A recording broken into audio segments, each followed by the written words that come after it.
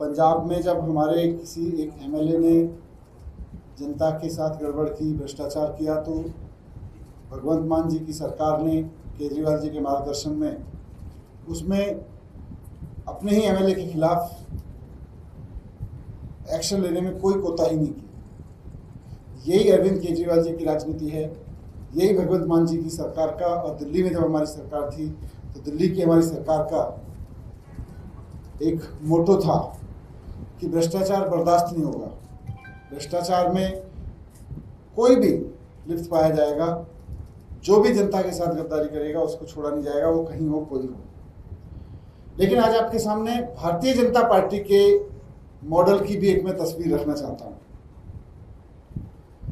Bharatiya Janata party भ्रष्टाचार को लेके क्या रवैया रखती है उसकी तस्वीर मैं आपके सामने रख रहा हूँ। बीजेपी वाले अपने गुजरात मॉडल की बहुत बात करते हैं। गुजरात मॉडल भ्रष्टाचार का मॉडल है।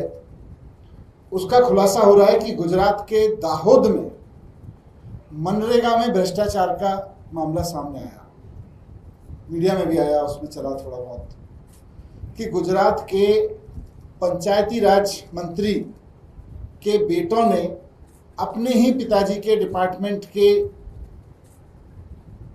पैसे उड़ा दिए।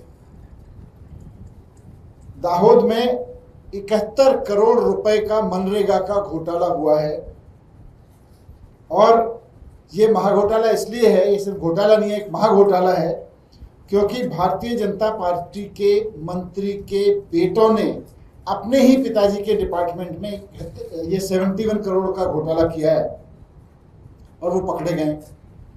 आप सब जानते हैं कि वहां के कृषि और पंचायत मंत्री बचूभाई खाबड़ जी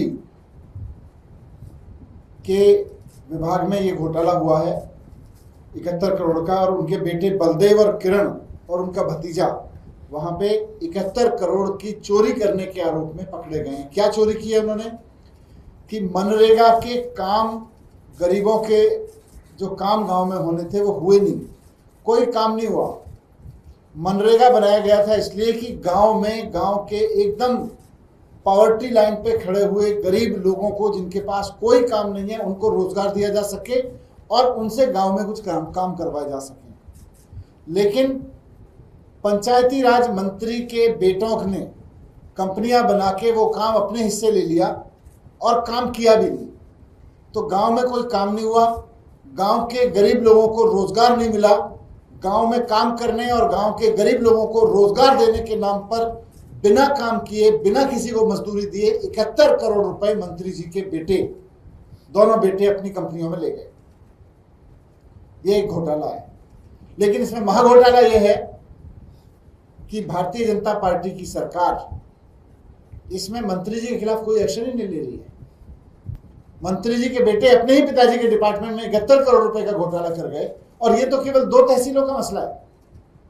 ये तो केवल 2 तहसीलों का मसला है जहां ये 71 करोड़ रुपए का ऐसा मामला सामने आ गया जहां काम नहीं हुआ। भी इसमें पूरे गुजरात में अगर सारे तालुकाओं में इसकी जांच करा ली जाए तो ये कितने हजार करोड़ का घोटाला मिलेगा, इसका अंदाजा लगाना मुश्किल है। लेकिन भारतीय जनता पार्टी क्या कर रही है? भारतीय जनता पार्टी ने कोई सीबीआई को केस नहीं दिया, वहां की सरकार ने कोई ईडी को केस नहीं दिया। मंत्री जी बाकायदा अपनी कुर्सी पे बने हुए हैं क्योंकि बाकी तालुकाओं में जांच ना हो जाए। मंत्री जी बाकायदा अपनी कुर्सी पे बने हुए हैं।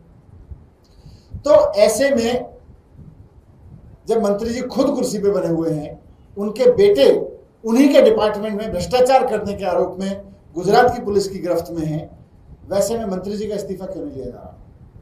ये क्या वजह है कि भारतीय जनता पार्टी अपने मंत्री से इस्तीफा नहीं लेगी?